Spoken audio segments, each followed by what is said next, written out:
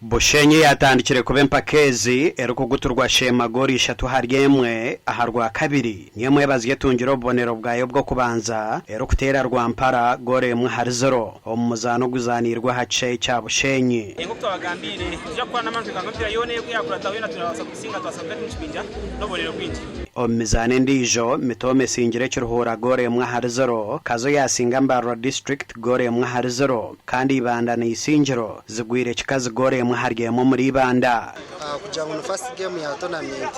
tiyaje no kutureta cyukuraningire ka tureba ngo ibirungi buryo nisho game kurataho